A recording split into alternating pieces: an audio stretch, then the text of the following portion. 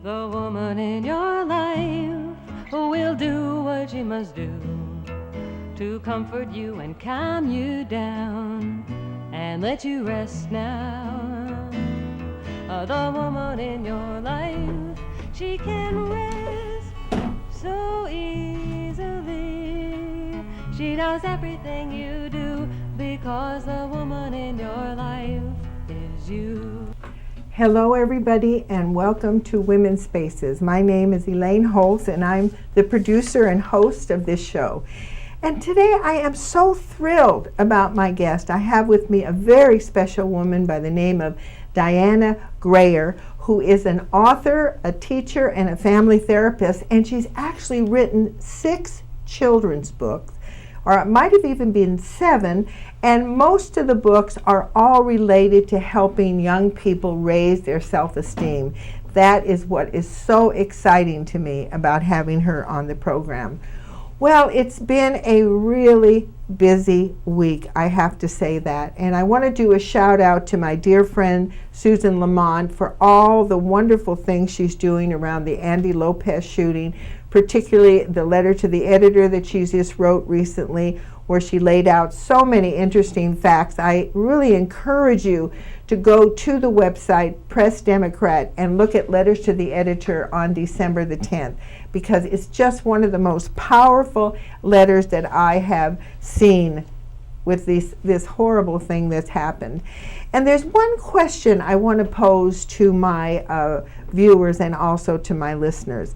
You know, this is a horrific thing that has happened in our community. A young 13-year-old boy had 7 bullets put in his body and it killed him. I mean, it's just a sad, sad situation. And there's so many things going on. I've been watching a lot of the threads and listening to a lot of the people talk, and you hear, oh, he shouldn't have been carrying a gun. You know, his parents should have trained him better, you know, all kinds of things. And oftentimes people defending the policemen for what happened. And I can't judge whether it's the person is guilty of murder or just it was actually a police action that was justified. That is not my job. But my job as a citizen is to make sure that justice is served. So I want all my viewers and listeners to ask one simple question. What would you expect if this was your son, if this was your nephew, if this was your friend? What would you expect our community to do? And then once you come up with that conclusion, I would like you to email me at elaine@womenspaces.com and let me know your opinion. I want to get kind of a pulse, but ask yourself the question. I'm going to repeat it. What would I expect from my community if this were my son, my friend, my nephew? Let's get rid of the idea about it's the parents' fault. Let's get rid of the idea he shouldn't have been doing this, he shouldn't have been doing that. Let's get rid of the idea that he was a Latino. He's more than a Latino. He's a young boy. He was a student. He was a trumpet player. I mean, I can go on and on. But yes, he is a Latino, just like I'm a woman. But I'm more than a woman. I'm a mother. I'm a grandmother. I'm a friend. I'm all kinds of things. I'm a TV host.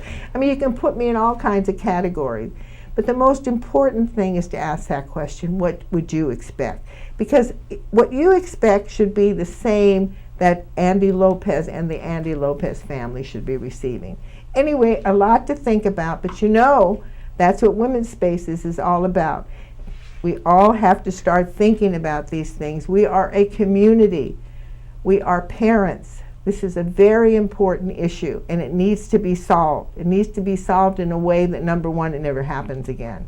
That's the most important thing. And if we don't investigate it, if we don't look at it, if we aren't practical about it, trust me, it's going to happen again. It's already happened 56 times in our community. When do we stop?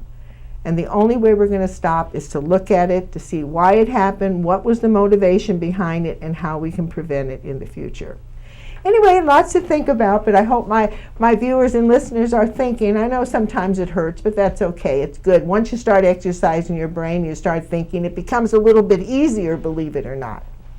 Well, anyway, without further ado, I want to introduce my guest, who is a very intelligent woman, and I know a very deep thinker, Dianna Grayer. Welcome to Women's Spaces. Mm-hmm. Pleasure to be here. Well, it's a pleasure to have you. And I want to tell my viewers and listeners just a little bit about you, because to be honest with you, from the moment I met you, I was so impressed. Not only the fact that you're such a stunning woman, but the fact that you have a PhD and that you have written so many of these wonderful books. Well, Dianna Grayer is a marriage and family therapist. She lives in Petaluma. She's counseled children, teens, adults, couples, and families. And she's just celebrating 36 years with her partner here in Petaluma. They own some land, and I understand they have llamas and all kinds of different things. She's also published 6 children's books, which are both inspiring and supportive to kids and adults that read them. Well, welcome, Diane, and welcome again. And what I like to do is, I've gone over a few things, but anything else that you'd like to share with our viewing and listening audience, please be my guest. Just about my history, a little bit about, I grew up in, I'm in Petaluma now, but I grew up in Louisiana. I came to California, Marin County, when I was 16 and a half. But my whole journey has been transformative in the way that I present myself to the world based on where I grew up and my relationship with my family and my mother and how I was raised. So I am, even in 5th grade I experienced integration, my first time going to a white school. And that was an experience, because my mom wanted us to go to a white school to get a better education. Unfortunately, we couldn't get a better education in the black schools at the time. But that was my, that was part of my beginning. The other part of that was not being seen. So going to the white school, not being seen again. So not being seen in my family. And so this is what got me moving in the direction of my life, where I'm doing all this writing for children and doing soul work and being a professor. And so people don't recognize that oftentimes things that motivate us are from our past, from our childhood. I can totally relate to it. I'm not African American, I'm a white Jewish woman, but I was born in East LA, and I went to Hollenbeck Junior High School. I was probably one of 5 Jews in the whole school. So I understand that feeling of kind of aloneness and not quite feeling like you fit in. Well, but you managed to go to school. Tell us a little bit, how did that happen for you? How did you, a PhD, that's pretty impressive. I just had this, I grew up with this inner strength, and I was telling friends about it last night, that this inner strength in me, that I know that I was better than the way I was treated or not seen. So my journey has been, I was going to get an education. I went to San Francisco State right after Tam High, San Francisco State University. I went there for my BA, not knowing what I wanted to do, but I loved the game of basketball. And so I played basketball, and that got me through. And then I just kind of did odd jobs because I really wasn't clear where I was going to be. And so eventually something came to me. I worked at a group home, and I felt in my soul that I could do better than what I was doing at the group home, that I had a message that I could teach. And so I went to Sonoma State, like where you went, to Sonoma State, and got my master's in counseling, and that's where it all started. And then eventually 10 years after that, I decided I wanted to do more work, because I was established in my private practice doing marriage and family therapy with all different types of clients. And then there was something else missing, soul. I needed to tap deeper, go deeper down into my soul. And so that's when I decided to go look for another college to get my PhD. And I went to just ask people questions, what about this, what about that? And then I found out about Institute of Imaginal Studies, now called Meridian University. I started there in 2004. And then I graduated in 2010, doing my dissertation and all of that. And now I'm a professor at the school. Well, congratulations to you. And by the way, you just had a birthday, so happy birthday. Thank I know you. you're all of 56 years old. I wonder, it's probably going to beat me up afterwards because I mentioned your age. But No, I don't have a problem with age. Well, it's really fascinating, Dianna. I also, by the way, besides going to Sonoma State, I got my master's from San Francisco State, so I know the school. So I really, I think it's just wonderful that you were able to do that for yourself. Now, how did you start getting involved writing children's books? Because I know that is your love, is writing these children's books. Why don't you talk a little bit about that? Children's books. Because kids, I've seen it in group homes. I was a foster mom. Still wanting to adopt, but that's another conversation. But just seeing what kids have to go through in my own childhood of not being seen in the way that I needed to be seen, inspired me to write children's books so that children can have a tool. I don't read, Dr. Seuss and all those are fine, but my books have really deep messages about relationships, how to feel confident in yourself. Because even as a therapist, Elaine, I am with clients mothers and fathers who are not able to relate, to have conversations, have to elicit from their children. Like one of my books, I had a family read, and they went on vacation with this book, The Lone Bird, and she came back, and the mother was so impressed that her son was able to answer the questions in the back of the book. Like, she was amazed that he knew so much. Kids are wise. Kids are smart. I was a smart kid. I saw everything. That's another piece about my childhood. I saw everything that was going on and everything that didn't look right to me. I kept it all in because I had no one to talk to about it. And so my books are about helping kids like myself have some companion, some understanding of how relationships work, are supposed to work. Well, it's really interesting that you say that, because I'm thinking, to go into what do you mean by not seen? How does that manifest itself for you as a child or for any child that feels that way? How does that manifest itself? Just to give you something basic, really quick understanding is when my mom and dad would fight and argue and it escalate. Okay? But I'm sitting here watching the scene, not knowing what's going on here. And so when the scene is over, the next day or even that evening, they go on about their lives, and I'm sitting with, what just happened? Is anybody going to talk to me about it? Like I didn't matter, like I didn't exist. And I want to be, a kid should be consoled, like, are you okay, sweetheart? How are you feeling? Well, that's interesting. I just want to interrupt you a little bit. That's interesting because I remember one time with my grandson, he was about 4 years old, and my daughter and son-in-law were having a fight, and he was just traumatized. And I came in the house and I grabbed him and I said, everything's okay. Mommy and Daddy are just fighting. And he sometimes mentions that. And he was only 4. So, so go continue. Just supporting this idea of how important that is for children to be seen in situations like that. So go ahead. And, the repair is easy. The trauma is one thing, but the repair, like you did, Elaine, you went to your grandson and you witnessed what he had to go through, what he went through just now. Just saying, it's okay, let's talk about this. A hand on the shoulder, something. So that's what I'm talking about. I wasn't, my mom, dad, they didn't elicit from me to find out who I was as a person, as a child. What were my thoughts and feelings? So I felt like I was like on an island by myself, even though I was raised with siblings. We had 5 of us and 2 parents.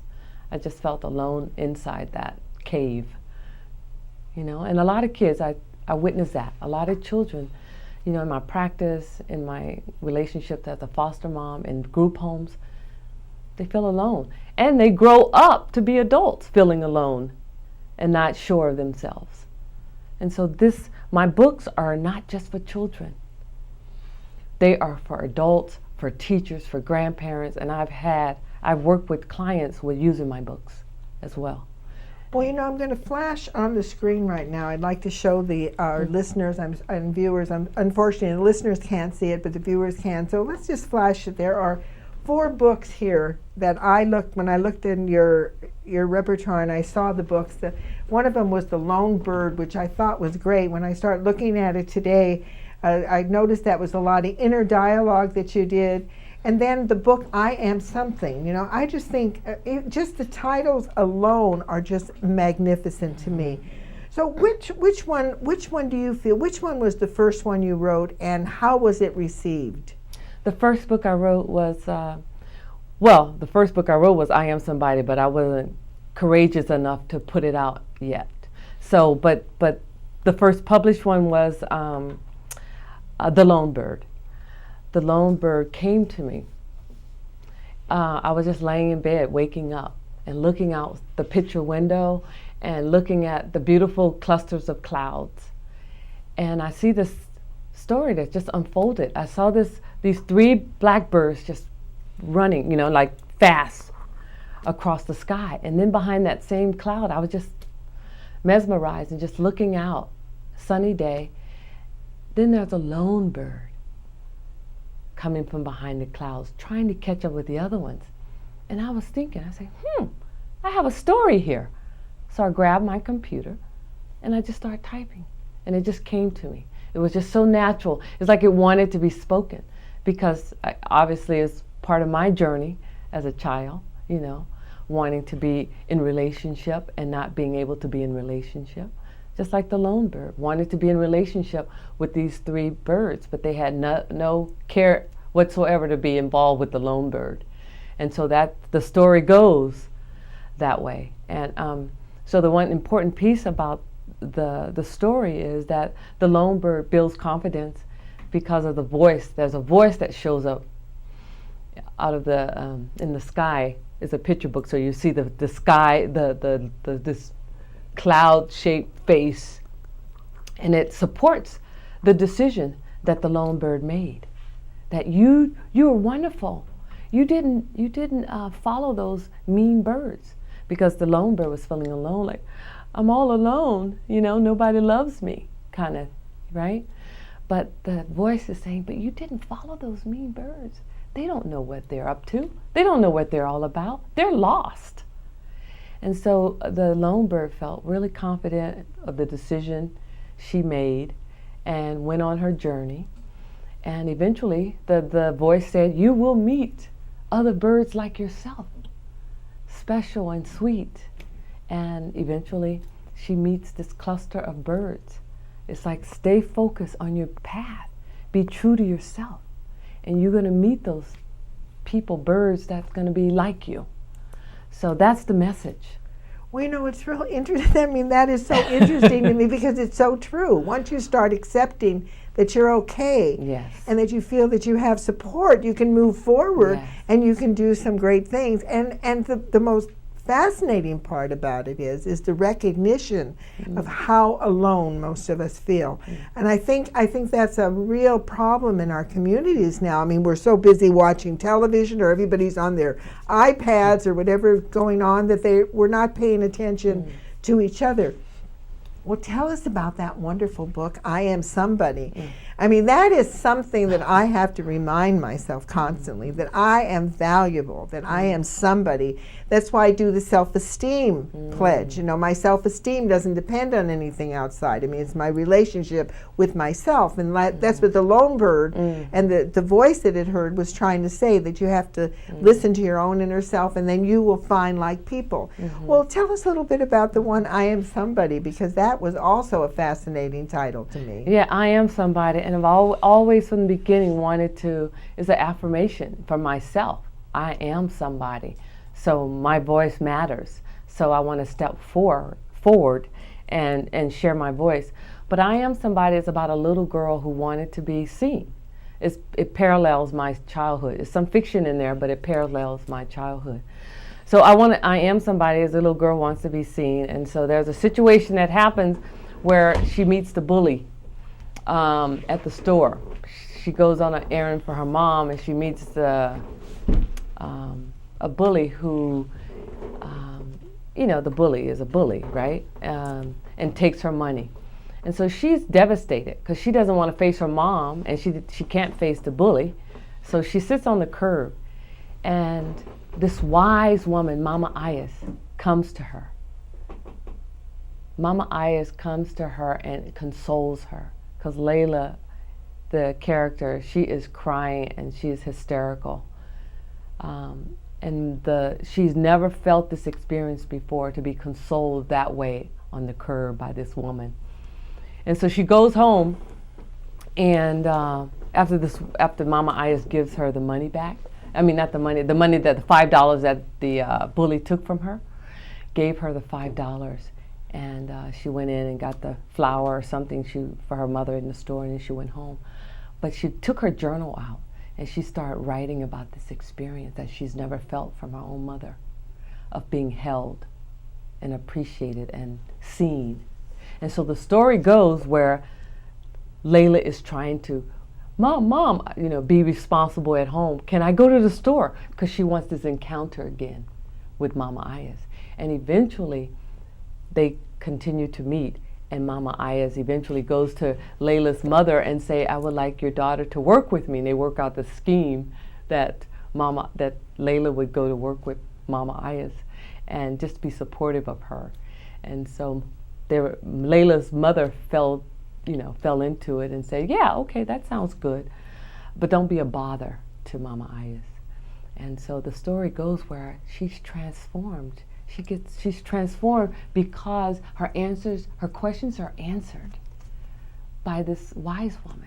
All the questions she had for her family, her mother and her father, and her siblings were answered in that book by Mama Ayas.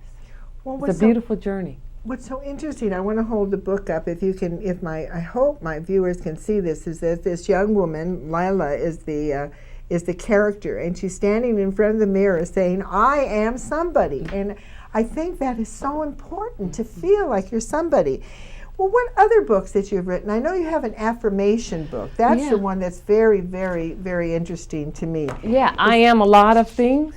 That's a really special book because, again, messages, kids, I am responsible, I am honest. I'm teaching them these different types of things about themselves so they can repeat these things. So when they're reading this book, they read, I am honest, and all the ways that they're honest, or I'm responsible, or I'm smart. This book was illustrated by a 10-year-old from Santa Rosa, Sierra Atkins. I gave her the text of the book and the layout, and I said, I want you to use your own creative juices, whatever shows up for you as you read each of the sections. I wanted her to just be free-flowing. And she did this beautiful creation. Well, I'm just going to show, if you can just see, I am a lot of things. And this is, how old was she? 10. 10-year-old young woman that Dianna gave the project to. And it also shows that when you have confidence in young people, how they can perform for you. Would you agree with that? Oh, I totally, so much agree. I have other stories in counseling around that as well, Elaine. There's a situation, a parent came to me and she was just stressing because she has so much work to do. And I asked, what are your kids doing? She has a 5-year-old and a 13-year-old or something, 14, 7. Anyways, so we had this conversation about her children. And I said, you're doing everything in your household? Why aren't you putting your kids to work? And your husband, whatever. So let's start with the 5-year-old. Because 5-year-olds, they want to be active. They want to help. So I gave her the assignment to have her daughter set the table every evening. Set the table. Just have her set the table and see what happens. And so she came back to therapy the next week. And she was blown away. She said, Dianna, my daughter loves setting the table. Yes, she loved setting the table. And every dinner night she would say, what, Mommy, is it time for me to set the table? Is it time for me to set the table? So her next week's assignment was, have your daughter look at the clock. What time you guys eat dinner? She'd say 6 o'clock. So 5 minutes to 6, honey. We're going to be, This is when you start setting the table. So your daughter, she doesn't even have to ask you anymore. And so the week went past by, and she came back, and she said, Dianna, she just 5 minutes to 6, she sets the table. Well, you know, Dianna, I mean, it's amazing. And she's loving it. And her self-esteem is growing. She feels important, you know? It's just beautiful to see kids rise when parents have that expectation for them to rise. well, you know, talking about time goes by very quickly when we're in the studio. So what I'd like you to do is look at this camera, and anything you'd like to tell our listeners or our viewers, anything from your heart that you would like to share that you have not shared at this point. Wow, that's just so much I would like to share. I'm a believer of empowerment and building self-esteem and a person's worth, and that all comes from soul. And so my work in the world is helping people uncover soul and to be the most authentic people they can be in the world. And everything I do, all the hats that I wear, is about helping people show up, because we all are somebody. We all matter, and we all have a voice, and we all have creative juices that want to flow out of us and not be squelched. And so I am a believer in helping people step into their fierceness, you know, their power, and show up in your life. I would like to say, show up in your life. You deserve this. Well, Dianna, I couldn't have said it any better, and I want to thank you from the bottom of my heart for being on Women's Spaces. And to my viewers and listeners, my goodness, what a show. I mean, there's so much going on. You know, I invite you to visit Dianna's website. It will be on the at the end of the show. I will flash all the information that you need. And also, just to let my listeners know, it's www.diannagrayer.com. You can see all her books, all the wonderful writing she has. She has a special writing called Freedom Lives Here, which I think is just absolutely wonderful. There's so many affirmations here around expressing yourself, doing the best you can, how to heal yourself, how to grow, and just how to live life in general. Well, I'm very, very happy to say that this show is going to run in 2014. So I want to wish all my viewers and listeners a happy, happy new year. I pray that this year that we have an opportunity that maybe we can experience more peace on earth, definitely peace in our community. You know, at New Year's, everybody makes a resolution. You know, they're going to lose weight, they're going to do this, they're going to do that, and it never happens. But I want to make one suggestion, and that is, put on the top of your list that you're going to do something. You're going to do something for the children. You're going to do something for the peace. You know, you learned about Dianna's books. You know, buy a friend. Maybe a friend of yours is having some trouble with their child. Buy them a book. Maybe refer them, you know, if you have a woman friend who's kind of lost and doesn't know what she wants to do, let her watch Women's Spaces. I mean, there's all kinds of things that we can do for each other. So I really want to encourage people on the top of your list is to make some sort of commitment to doing something for other people, doing something for your community. Anyway, this is Elaine Holtz with Women's Spaces saying thank you so much from the bottom of my heart. I appreciate you have been with me all through 2013. It's been a wonderful, wonderful year. Once again, to the Lopez family, my heart goes out to you. I just think it's a terrible injustice any time a child is killed in this fashion. And to everybody, happy, happy New Year. May this year be blessed with good health, peace of mind, continued prosperity, and above all, loving relationships. And don't forget to tune in every week. This is Elaine Holtz again with Women's Spaces saying thank you so much for being with me over this year.